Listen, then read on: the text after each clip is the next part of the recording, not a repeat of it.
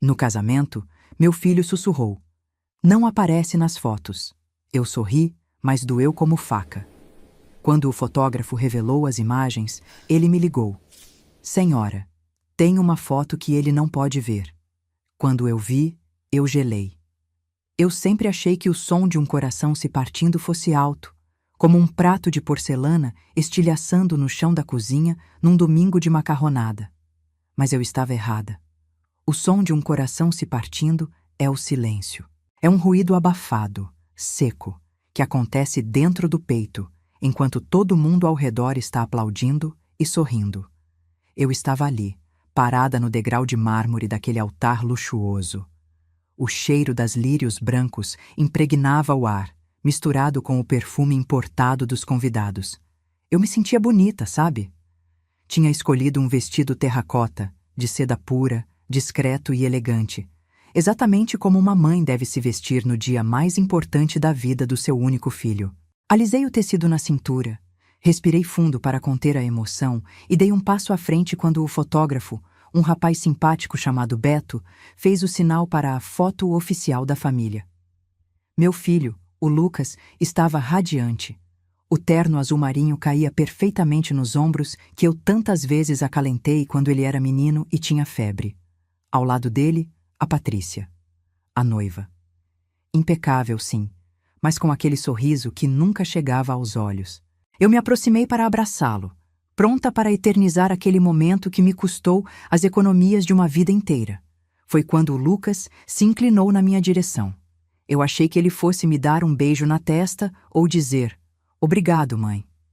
Mas ele chegou bem perto do meu ouvido, com o hálito cheirando a menta e champanhe, e sussurrou: "Mãe, sai dessa. A Patrícia quer uma foto só do casal. Fica no canto, por favor, não aparece nas fotos agora." O mundo parou. O flash da câmera disparou, mas eu já não via mais nada. "Não aparece nas fotos." A frase ficou ecoando na minha cabeça, batendo nas paredes do meu crânio. Eu tinha pagado por aquele fotógrafo. Eu tinha pagado pelas flores atrás deles. Eu tinha pagado até pelo sorriso que a Patrícia exibia. Mas eu era um borrão indesejado na paisagem perfeita que eles queriam vender para as redes sociais. Se você já sentiu na pele a dor fria da ingratidão vinda de quem você mais ama, eu peço que se inscreva agora no canal. Vamos compartilhar essa jornada juntos, porque o que vou contar aqui precisa ser ouvido. Deixe seu like se você valoriza a família de verdade. Eu obedeci. Essa é a pior parte, a que me dá um nó na garganta até hoje. Eu não fiz um escândalo. Eu não gritei. A minha dignidade de mulher criada à moda antiga, que engole o choro para não incomodar as visitas, falou mais alto. Eu dei 2 passos para trás, saindo do enquadramento, e me sentei no primeiro banco de madeira maciça. Senti os olhares. Ah, como senti! Aquela prima distante do interior me olhou com uma mistura de pena e curiosidade. A vizinha fofoqueira, Dona Clotilde, cochichou algo com o marido, apontando discretamente para mim com o leque. Eu mantive a postura ereta, o queixo levantado, mas minhas mãos tremiam sobre o colo.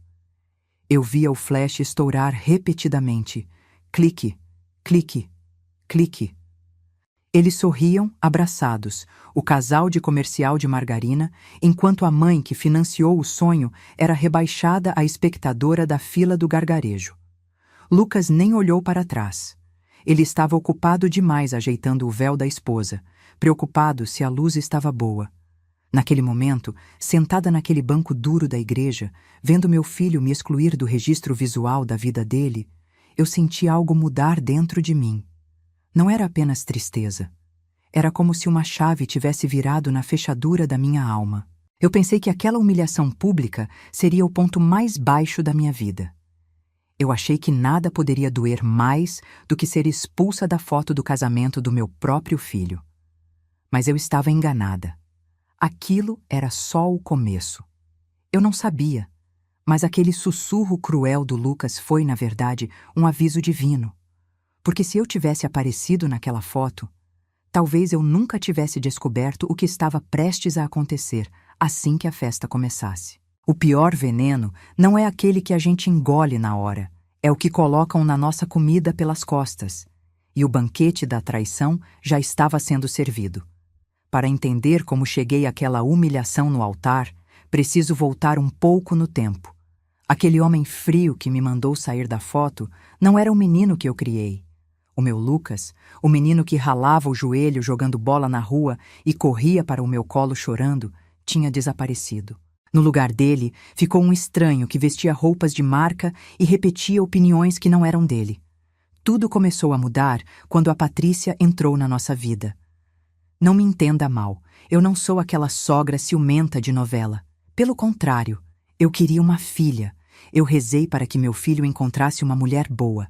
Mas Patrícia era como aquelas maçãs de supermercado, encerada, brilhante e perfeita por fora, mas com uma textura arenosa e sem sabor por dentro.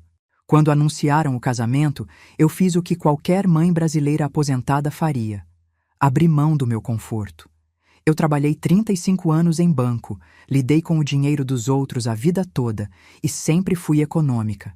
Tinha minhas reservas para a velhice, para reformar o telhado que estava com infiltração, para viajar com as minhas irmãs para Águas de Lindóia.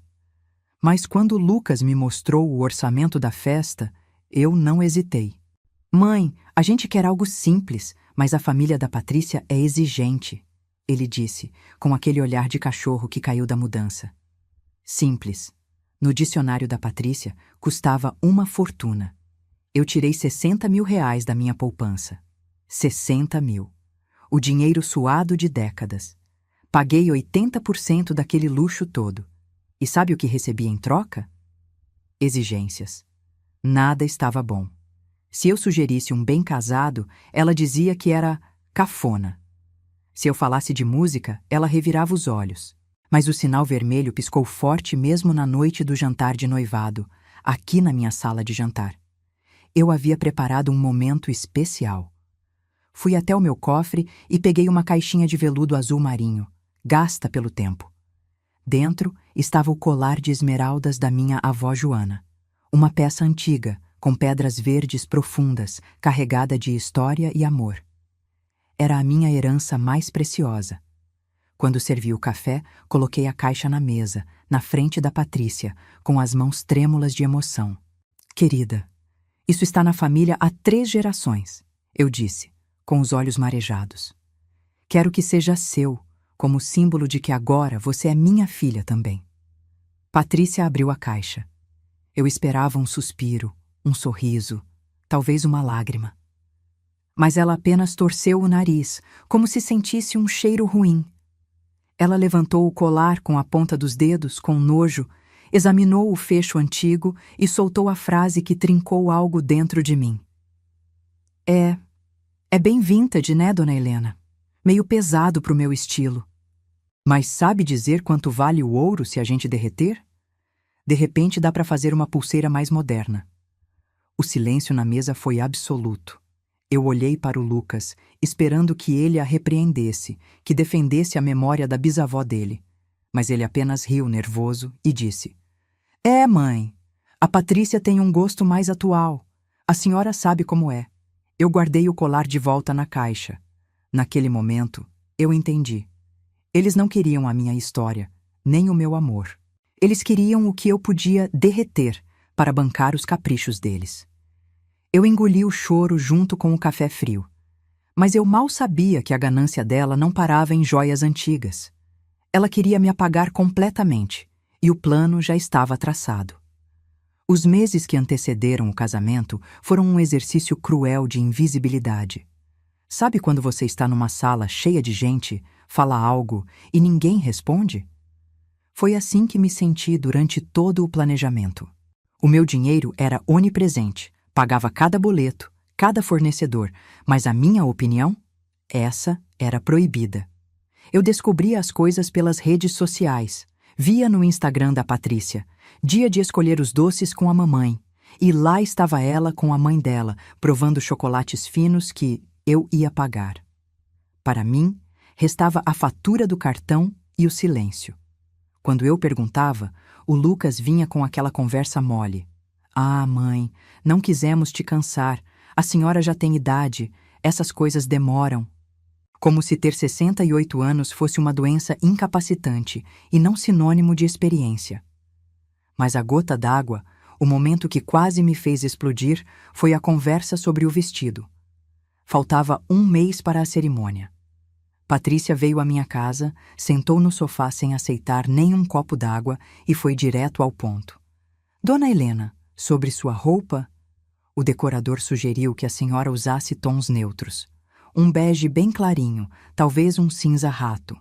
Sabe como é, para não brigar com as flores da nave, que serão cor-de-rosa. Cinza rato. Bege. Ela queria que eu me vestisse da cor da parede, queria que eu me camuflasse no cenário para não ser notada. Engoli em seco. A minha vontade era gritar, mas novamente o amor cego pelo meu filho falou mais alto. Só que dessa vez eu tive um pequeno ato de rebeldia. Não comprei bege. Comprei um vestido terracota. Uma cor de terra, de força, de vida. Era elegante, mas dizia: eu estou aqui. Achei que o tormento tinha acabado, mas uma semana antes do grande dia, a campainha tocou tarde da noite. Era o Lucas.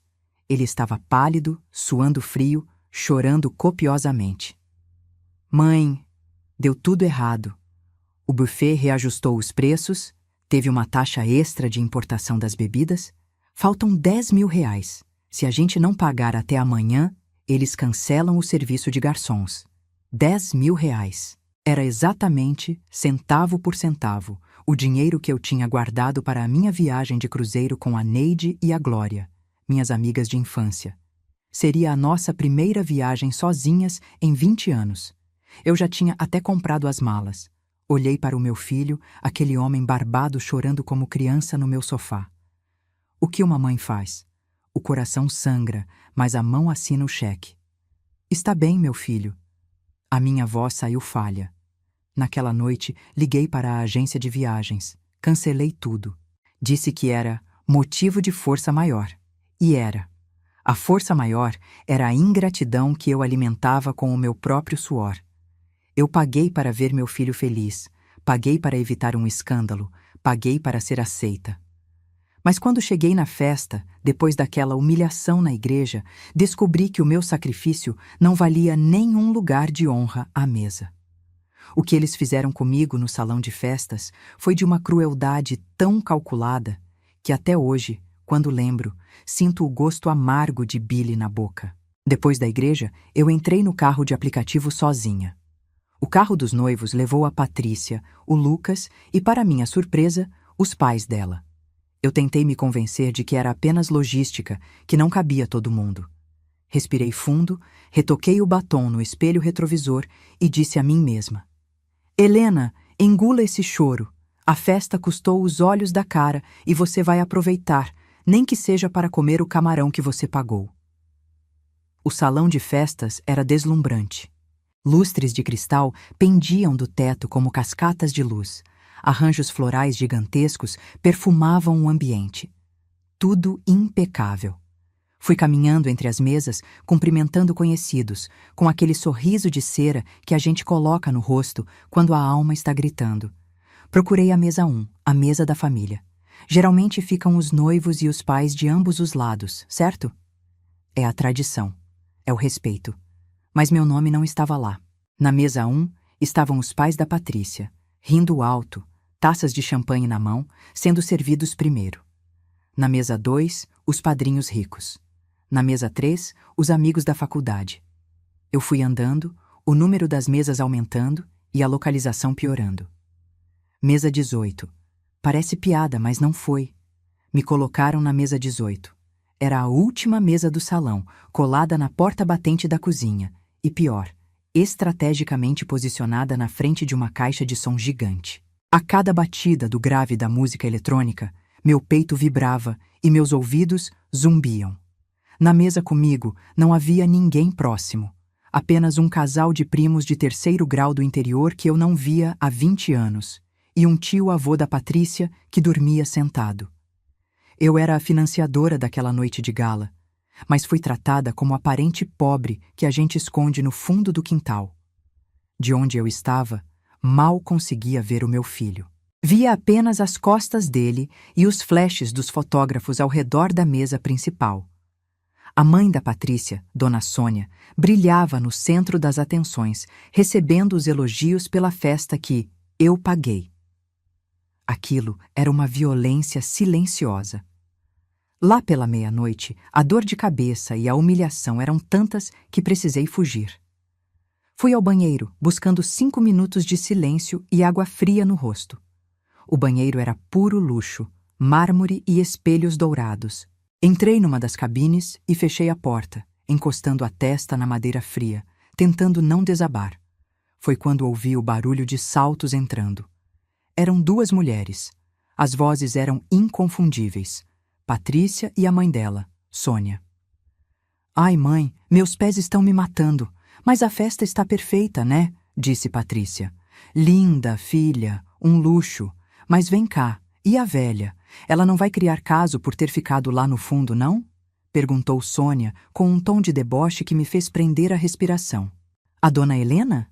Imagina, ela é mansa. Faz tudo o que o Lucas pede. Patrícia riu, e era uma risada feia, seca. O Lucas disse para ela que foi erro do cerimonial e ela engoliu. Relaxa, mãe. O importante é o plano depois da lua de mel. Eu gelei dentro daquela cabine. Meu coração disparou tanto que achei que elas fossem ouvir. Você tem certeza que o Lucas consegue convencer ela? Sônia insistiu, baixando o tom de voz. Absoluta. Ele já está trabalhando a cabeça dela. A gente volta de viagem, diz que a casa nova precisa de reforma e o Lucas convence a velha a vender o apartamento dela para investir com a gente. Ela adora se sentir útil. Assim que a escritura passar para o meu nome e do Lucas, a gente vê o que faz. Talvez aquela casa de repouso no interior, sabe? É baratinha e ela não vai dar trabalho. O dinheiro da venda vai garantir nossa vida, mãe. O som da descarga automática de outra cabine cobriu o meu suspiro de horror. Elas saíram rindo, retocando a maquiagem, prontas para voltar ao palco. Eu fiquei ali, paralisada, sentada na tampa do vaso sanitário, tremendo dos pés à cabeça. Não era apenas desamor, era um golpe. Eu não estava apenas perdendo meu filho. Eu estava dormindo com o inimigo e prestes a perder meu teto. A festa continuava lá fora, mas dentro de mim a guerra tinha acabado de ser declarada. E elas não faziam ideia de com quem estavam lidando. O dia seguinte ao casamento foi como acordar de uma ressaca violenta, mesmo sem eu ter bebido uma única gota de álcool na festa. A casa estava mergulhada num silêncio absoluto, daquele tipo que zune no ouvido. Abri as janelas da sala, mas o sol que entrava parecia frio. Não havia telefone tocando, não havia mensagens de agradecimento, não havia nem o som dos passos do Lucas, que morou comigo até os 30 anos. Eles tinham embarcado para as Maldivas na madrugada. Primeira classe. Resort 5 estrelas, bangalô sobre a água. Tudo pago com o bônus que eu dei de presente, achando que estava comprando a felicidade do meu menino. Enquanto meu dinheiro tomava sol no Oceano Índico, eu estava ali, de roupão, tomando café requentado e olhando para as paredes da minha casa. Pela primeira vez em décadas, olhei para o meu lar e não vi um refúgio. Vi um alvo. A conversa que ouvi no banheiro rodava na minha mente como um disco arranhado. Assim que a escritura passar para o meu nome, a gente interna a velha. A cada gole de café, a ficha caía um pouco mais, pesada como chumbo. Eu sempre justifiquei as falhas do Lucas. É o estresse do trabalho, eu dizia. É influência dos amigos, eu pensava. Mas não. A verdade nua e crua, que nenhuma mãe quer encarar, estava ali na minha frente. Eu criei um homem fraco. Um homem que permitia que a esposa planejasse o descarte da própria mãe como se eu fosse um móvel velho e cupinizado. Durante a primeira semana da viagem deles, o instinto materno gritou. Peguei o telefone umas 10 vezes. Queria saber se chegaram bem, se o hotel era bonito, se estavam comendo direitinho. Disquei o número do Lucas. Mas antes de apertar o botão verde de chamar, eu olhava para a minha mão enrugada, segurando o aparelho. Aquela mão que trabalhou anos digitando em caixas de banco, que trocou fraldas, que assinou cheques. E se eu ligasse? Ele atenderia impaciente. Oi, mãe, tá tudo bem, tchau, estamos ocupados. E eu ficaria ali, mendigando atenção, enquanto eles riam da velha que logo estaria num asilo barato. Não. Coloquei o telefone na mesa com força, um estalo seco na madeira. Decidi que não ligaria. Não mandaria mensagem. Se eles quisessem saber se eu estava viva ou morta, teriam que procurar. Os dias se arrastaram. 1, 2, 5, 10 dias. O telefone permaneceu mudo. Nenhuma foto no WhatsApp, nenhuma ligação a cobrar. Nada. O silêncio deles era a confirmação de que eu não existia mais como mãe. Eu era apenas um obstáculo financeiro a ser removido. A solidão, que antes me assustava, começou a virar minha companheira de trincheira. Eu andava pela casa vazia não mais como uma viúva triste, mas como uma general inspecionando o território antes da batalha. Eu estava decidida a vender a casa, sim, mas não para dar o dinheiro a eles. Eu estava pensando em como me proteger, em como blindar o pouco que me restava de dignidade. Foi no 11º dia, uma terça-feira cinzenta e chuvosa, que o telefone finalmente tocou. Meu coração deu um salto. Seria o Lucas? Será que ele tinha lembrado que tem mãe? Corri para atender, a esperança idiota ainda acesa no peito. Alô? Lucas? Mas a voz do outro lado não era a do meu filho. Era uma voz masculina, grave e trêmula, carregada de uma urgência que me fez arrepiar a nuca. Dona Helena? Aqui é o Beto, o fotógrafo do casamento. A senhora pode falar? É um assunto delicado. Eu senti um frio na espinha. Fotógrafos ligam para entregar álbuns, para cobrar parcelas, não com aquele tom de velório. Aconteceu alguma coisa com as fotos, Beto? Queimaram? Não, senhora. Pior. Dona Helena, eu ia mandar o link direto pro Lucas, mas minha consciência não deixou. Eu tratei uma imagem aqui e a senhora precisa ver isso antes deles. É uma questão de caráter. Eu estou perto da sua casa. Posso ir aí agora? Desliguei o telefone com as mãos geladas. O que poderia ser tão grave numa simples foto de casamento a ponto de fazer um estranho vir até a minha casa no meio de uma tarde de chuva? Eu não sabia, mas aquela visita estava prestes a explodir a única ponte que ainda restava entre mim e meu filho. Aqueles 20 minutos entre o telefonema e a chegada do Beto foram os mais longos da minha vida. A chuva lá fora tinha apertado, batendo na janela da sala como se quisesse entrar à força. Eu andava de um lado para o outro, ajeitando almofadas que já estavam arrumadas, passando um pano imaginário sobre a mesa de vidro. O medo tem essa capacidade estranha de nos deixar hiperativos. Minha mente criava 1000 cenários. Será que o Lucas estava usando drogas? Será que ele batia na Patrícia? Será que ele tinha outra família escondida? Quando a campainha finalmente tocou, meu coração disparou tanto que senti uma pontada no peito. Respirei fundo, compus a minha postura, afinal a gente não recebe visita desmoronando, e abri a porta. Beto estava ali, molhado, segurando a mochila do equipamento contra o peito como se fosse um escudo. Ele parecia muito mais jovem sem a câmera na frente do rosto. Um menino, de seus 20 e poucos anos, com olheiras profundas e uma expressão de quem carregava o peso do mundo. Entre, meu filho. Por favor. Dei passagem. Ele entrou, limpando os pés no capacho com um cuidado excessivo, pedindo desculpas por molhar o chão. Eu ofereci um café, porque na minha casa, não importa a tragédia, a gente oferece café. Ele aceitou, as mãos tremendo levemente ao segurar a xícara de porcelana. Sentamos na mesa de jantar. O silêncio era pesado, cortado apenas pelo barulho da chuva e pelo tilintar da colher na xícara dele. Beto não me olhava nos olhos. Ele encarava a toalha de mesa bordada. Dona Helena, ele começou, a voz falhando. A senhora lembra de mim na festa? A senhora foi a única pessoa que me ofereceu um copo d'água em 12 horas de trabalho. A única que perguntou se eu tinha jantado. O resto do pessoal... Bom, para eles eu era invisível. Eu sorri, um sorriso fraco.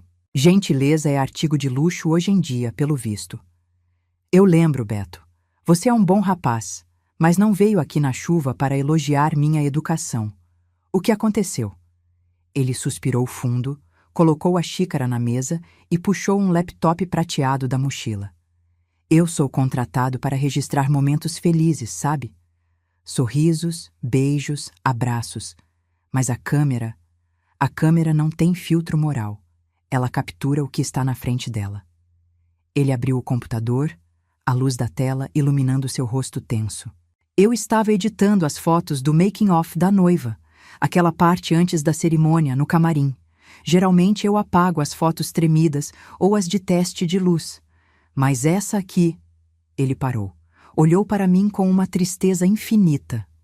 O que eu vou te mostrar pode acabar com a minha carreira se eles me processarem por violação de privacidade, dona Helena. Mas se eu não te mostrar isso, eu não vou conseguir dormir nunca mais. A senhora não merece o que eles estão fazendo. Ele girou o laptop lentamente na minha direção. A tela estava preta por um segundo. Eu prendi a respiração. Minhas mãos suavam frio.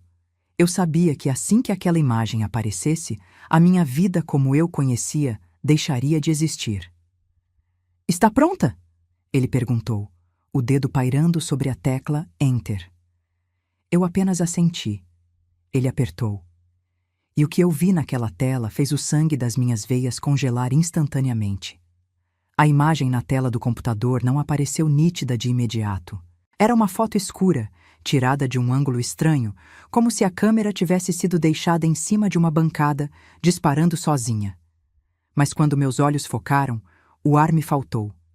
Não era uma traição de cama, dessas que a gente vê em novela das 8. Não. O que eu vi ali foi um assassinato, o assassinato da minha dignidade. A foto capturava o reflexo do grande espelho do camarim da noiva. No canto direito, focadas e nítidas, estavam Patrícia e a mãe dela, Dona Sônia. Elas achavam que estavam sozinhas. Patrícia, vestida de noiva, com aquela pureza falsa de branco, segurava algo na mão direita, erguendo contra a luz. Era o meu colar de esmeraldas. Aquele que pertenceu à minha avó Joana. Aquele que eu ofereci com todo o amor do mundo no jantar de noivado e que ela desprezou. Mas a foto era estática. O pior veio quando o Beto apertou o play. A câmera ficou gravando o vídeo sem querer, dona Helena. Ele sussurrou, abaixando a cabeça. Aumente o volume. O som invadiu a minha sala de jantar. Eram risadas. Risadas estridentes, cruéis. Na tela, vi a Patrícia balançar o colar como se fosse uma cobra morta. Olha isso, mãe, dizia a Patrícia no vídeo. A velha teve a coragem de me oferecer essa tralha como presente de boas-vindas. Diz ela que tem valor sentimental. Sônia, a mãe dela, pegou o colar com a ponta dos dedos, fez uma careta de nojo e simulou que ia jogar numa lixeira imaginária. Valor sentimental paga boleto, filha? Sônia riu, ajeitando o cabelo. Pelo menos as pedras parecem verdadeiras. Dá para desmontar e vender. O ourives da Rua do Ouro paga bem. Com o dinheiro dessa velharia, a gente paga a entrada do carro novo. Meu estômago embrulhou. Mas a frase seguinte da Patrícia foi a sentença final. Ela guardou o colar numa bolsa lateral, olhou para o próprio reflexo no espelho e disse, com uma frieza que eu jamais esquecerei: o carro é o de menos. O foco é a casa. O Lucas é um banana, mãe. Ele faz tudo o que eu mando. Assim que a gente voltar das Maldivas, eu faço um drama, choro um pouco, digo que estamos apertados. E ele convence a mamãezinha querida a passar a escritura para o nosso nome. Depois disso, ela fez uma pausa dramática e sorriu. Depois disso, a gente acha um asilo bem baratinho lá no interior. Daqueles que a visita é só uma vez por mês. Ela vai estar tão dopada que nem vai perceber. O vídeo acabou. A tela congelou no sorriso vitorioso da minha nora. Eu fiquei imóvel. Não chorei. Não gritei. Na verdade, senti uma calma absoluta. Sabe aquela calmaria que antecede o furacão? Foi isso. Eu olhei para o colar na tela. A joia que minha avó usou no casamento dela, que minha mãe usou e que eu guardei por 40 anos num cofre, sendo tratado como lixo por 2 vigaristas. E meu filho chamado de Banana, cúmplice da própria desgraça e da minha ruína. Naquele momento, a Helena mãe, a Helena boazinha, a Helena que não aparece nas fotos para não incomodar, ela morreu. E no lugar dela, nasceu alguém que eu ainda não conhecia. Alguém capaz de fazer justiça com as próprias mãos. Olhei para o Beto, que estava pálido de medo da minha reação. Beto, minha voz saiu firme, metálica. Quanto custa para você me copiar esse arquivo agora e nunca, jamais, contar para eles que eu vi isso? Eu não ia apenas me defender. Eu ia atacar. E eles não perdiam por esperar o asilo que eu estava prestes a preparar para eles. Quando a tela do computador do Beto escureceu, eu senti uma estranha leveza. Dizem que a verdade liberta, não é? Pois a verdade me libertou do peso de ser a mãe boba, a sogra ingênua, a mulher que aceita migalhas. Naquele instante, as lágrimas secaram. O que sobrou foi uma frieza cirúrgica, uma determinação que eu não sentia desde que enterrei meu marido e tive que assumir as rédeas da casa sozinha. Olhei para o Beto. Ele estava encolhido na cadeira, com medo da minha reação. "Quanto você cobra por um casamento, menino?" Perguntei. 2.500, dona Helena. Eu vou te transferir 5.000 agora, mas com uma condição. Esse vídeo e essa conversa nunca existiram. Você vai me entregar o arquivo num pendrive e apagar tudo o que tem aí. Estamos entendidos? Ele assentiu, aliviado, e saiu da minha casa debaixo de chuva, levando o segredo e deixando a arma do crime nas minhas mãos. Assim que a porta bateu, eu não fui para a cama chorar. Fui para o escritório. A velha, que eles planejavam internar num asilo barato, acordou. E ela estava furiosa. Na segunda-feira de manhã, fui a primeira a entrar na agência do banco. O gerente, Sr. Alencar, que me conhece há 30 anos, estranhou minha urgência. "Dona Helena, algum problema?" "Nenhum, Alencar. Só uma reorganização. Eu quero zerar a conta conjunta que tenho com o Lucas. Aquela de emergências." "Mas tem quase 40.000 reais lá, dona Helena. O Lucas sabe disso." "A emergência chegou, Alencar. E o Lucas não precisa saber de nada. Transfira tudo para a minha conta pessoal e cancele o cartão dele. Agora." Ver aquele saldo sumir da conta compartilhada foi o primeiro corte do cordão umbilical podre que nos unia. Mas não era suficiente. Saí do banco e fui direto ao cartório e depois ao escritório do meu advogado. Passei a semana levantando documentos. Cada extrato do cartão de crédito, cada transferência que fiz para o buffet, para a decoração, para as passagens aéreas das Maldivas. Somei tudo. O valor era obsceno. Dava para comprar um apartamento pequeno. Coloquei tudo numa pasta preta de couro. Aquela não seria apenas uma prestação de contas. Seria o cardápio do nosso próximo jantar. Durante os dias que se seguiram, eu limpei a casa. Mas não foi uma limpeza comum. Eu tirei as fotos do Lucas das estantes. Guardei os porta-retratos na gaveta. A casa ficou impessoal, fria, exatamente como eles diziam que era o meu coração. No domingo de manhã, o dia marcado para a volta deles, eu acordei cedo. Não cozinhei. Não fiz o assado que o Lucas adora, nem a sobremesa que a Patrícia finge que gosta. Coloquei a mesa de jantar com a toalha de linho mais bonita que eu tinha. Mas sobre a mesa não havia pratos nem talheres. Havia apenas o pendrive conectado na TV da sala, pausado na imagem inicial do vídeo, com a tela desligada por enquanto. E, no lugar do prato principal, a pasta de couro preta. Ouvi o barulho do motor do carro no portão. Eram eles, bronzeados, felizes e, com certeza, famintos por mais dinheiro. Espiei pela cortina e vi Lucas carregando as malas, rindo de algo que Patrícia disse. Eles pareciam hienas prestes a atacar a carcaça. Respirei fundo, alisei meu vestido, o mesmo terracota do casamento, e destranquei a porta. Eles achavam que estavam entrando na casa da mamãezinha. Mal sabiam eles que estavam entrando na jaula da leoa, e a porta estava prestes a se fechar atrás deles. O barulho da chave girando na fechadura soou como o gatilho de uma arma sendo engatilhada. Eu estava sentada na cabeceira da mesa, imóvel, com as mãos cruzadas sobre a madeira fria. A TV, conectada ao laptop, exibia uma tela azul estática, apenas esperando o meu comando.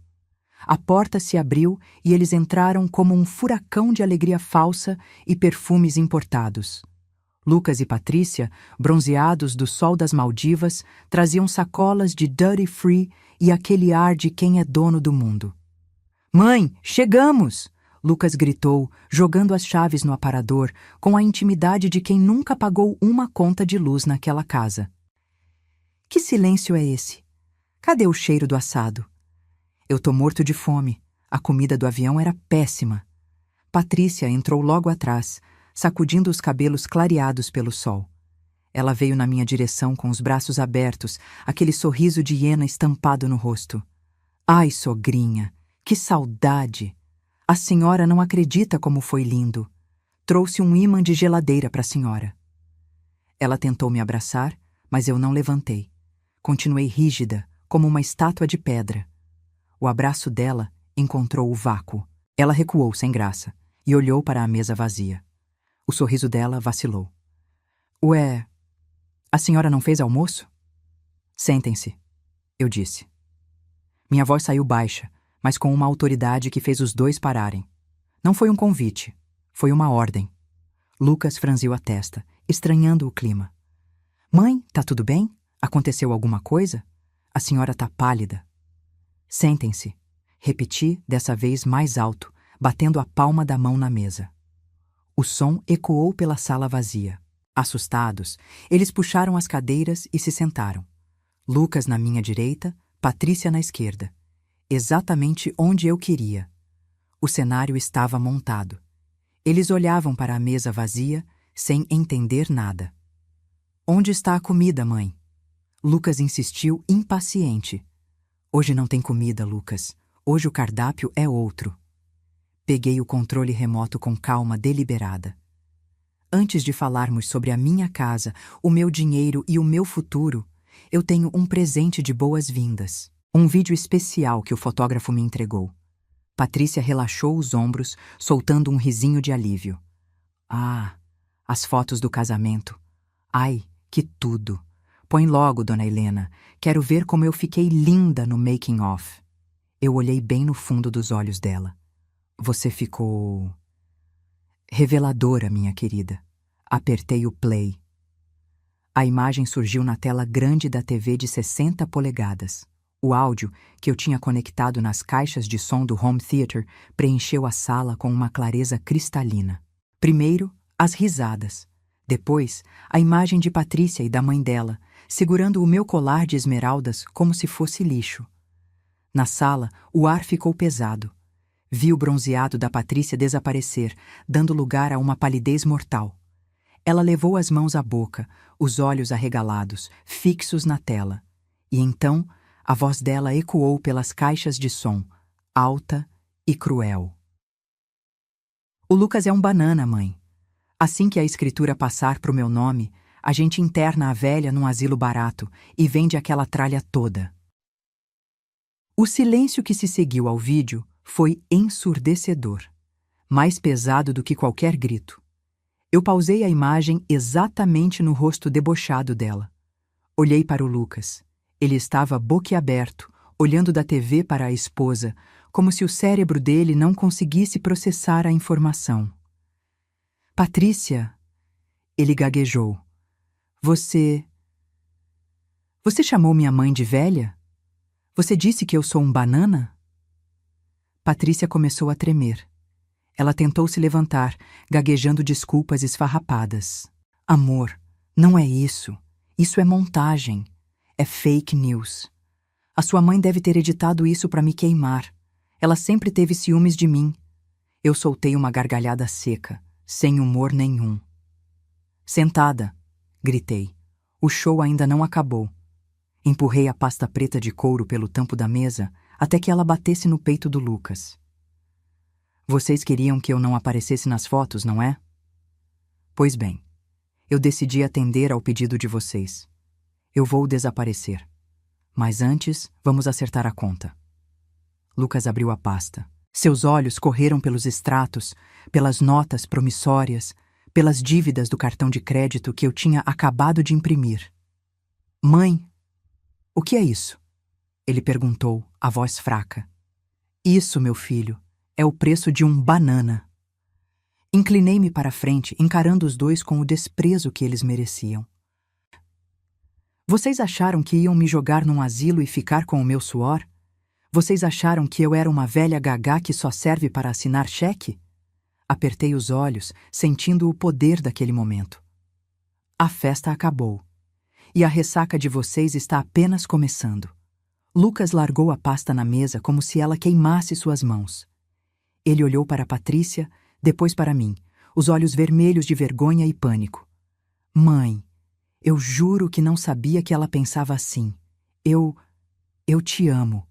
Vamos conversar, por favor.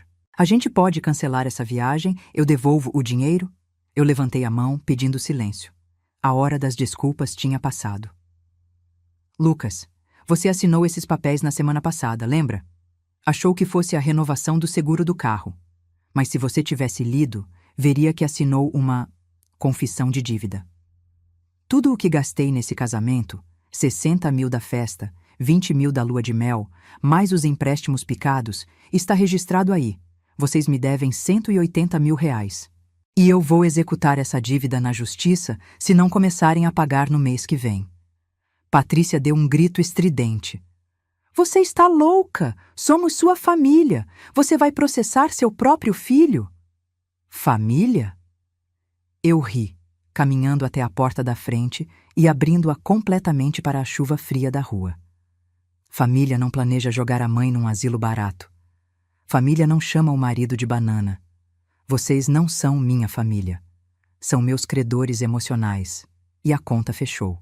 E tem mais uma coisa, continuei, tirando o último documento do bolso do meu vestido. Sobre a casa. Vocês queriam tanto a herança, não é? Pois bem, ontem à tarde, doei este imóvel para a Associação de Amparo aos Idosos, com cláusula de usufruto vitalício.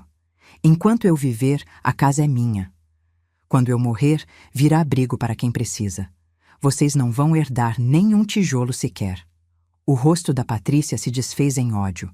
Ela pegou a bolsa, empurrou o Lucas e saiu pisando duro, xingando baixo. Lucas ficou parado na porta, olhando para mim com aquele olhar de menino perdido. Mãe, a senhora vai mesmo me expulsar? Para onde eu vou? Eu segurei a maçaneta, firme. Você vai para onde a sua esposa mandar, meu filho. Você escolheu a sua companheira. Agora, seja homem e arque com a escolha. A vida é dura, Lucas, mas ela ensina. Espero que você aprenda. Bati a porta. O som do trinco fechando foi o som mais bonito que já ouvi. Fui até a cozinha, abri uma garrafa de vinho que guardava para ocasiões especiais e me servi uma taça generosa. Sentei no sofá, olhando para a tela preta da TV, onde, minutos antes, minha vida tinha virado de cabeça para baixo.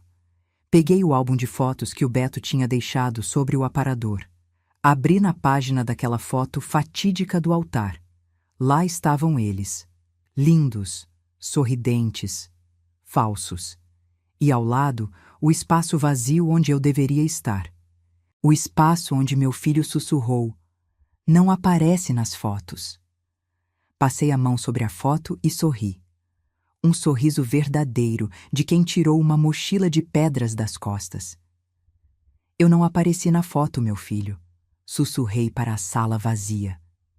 Mas eu nunca estive tão presente na minha própria vida como agora.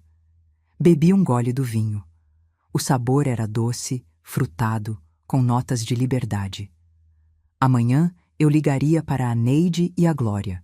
A viagem para a Europa ainda estava de pé, e dessa vez eu ia de primeira classe. Gostou dessa história? Se você sentiu a alma lavada com a atitude da Dona Helena, clique no botão de curtir agora mesmo. Isso ajuda muito o nosso canal. Quero saber a sua opinião nos comentários. Se você descobrisse que seu filho e sua nora planejam te colocar num asilo para ficar com sua casa, você teria a coragem de fazer o que a Dona Helena fez? Ou tentaria perdoar? Escreva aí, eu perdoaria ou eu faria igual. E me conte também de qual cidade do Brasil ou do mundo você está nos assistindo. Eu amo ler os comentários de vocês. Não se esqueça de se inscrever no canal Chopai e ativar o sininho para não perder a próxima história emocionante. Até lá!